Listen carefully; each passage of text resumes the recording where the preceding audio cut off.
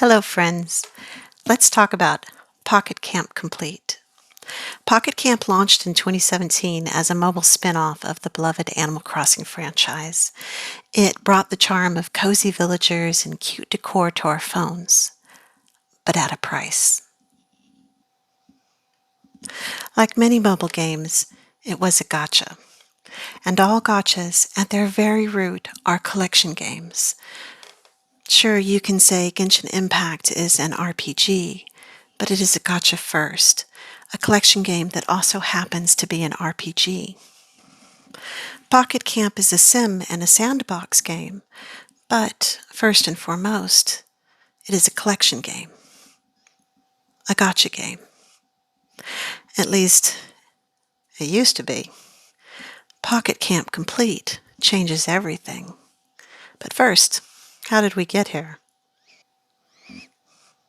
On October 25th, 2024, just over 2 months ago, Pocket Camp turned 7 years old.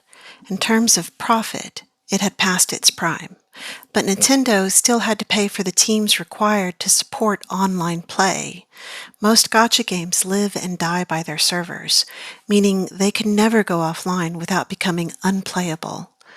Nintendo came up with a graceful exit strategy for its beloved aging title: provide an offline version, entirely contained locally on the user's phone. This allowed them to shut down their servers without their loyal fan base losing their game.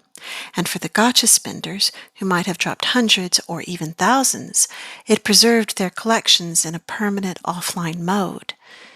Enter Pocket Camp Complete. Now that all the game's data is stored locally, it opens up new possibilities. Tech-savvy players can modify the game data through third-party tools, and suddenly, the gameplay transforms entirely. And to me, this is where it gets really interesting. The gameplay loop for a gacha game is mind-numbingly dull, because that's not where the true gameplay lies. Remember, gacha games are, at their root, collection games. The real fun in Pocket Camp was acquiring the furniture and the clothing from the gachas, and then using those pieces in sandbox play. And Pocket Camp Complete, which was created from Pocket Camp, retains that core gameplay loop of talking to the villagers, giving them items, and repeating it every 3 hours. That's it. Over and over and over. Events are sprinkled in, but they're just as dull. But now, with the ability to unlock unlimited currency through third-party tools, the gameplay transforms entirely. Suddenly, it's a true sandbox game.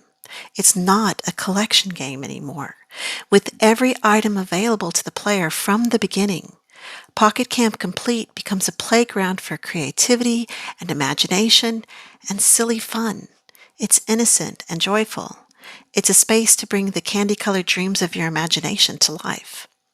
And I find this journey so fascinating, from gacha to sandbox, and the journey's not over yet. Nintendo has said that Pocket Camp Complete will receive new content updates until at least September 2025. It'll be interesting to see if there are any more surprises as this game rides off into its sunset. I love the Animal Crossing franchise so much. I bought a 3DS just so I could play New Leaf, and I bought a Switch just so I could play New Horizons. I didn't play Pocket Camp in its initial gacha form, but now in its modified complete form, I'm playing with all the assets and my favorite villagers. And it's fun to be back home. Not grinding for gachas, but creating freely in a world that feels silly and fun and peaceful. In a world that feels like an Animal Crossing game. Thanks for joining me, and I will talk to you guys later. All right, bye-bye.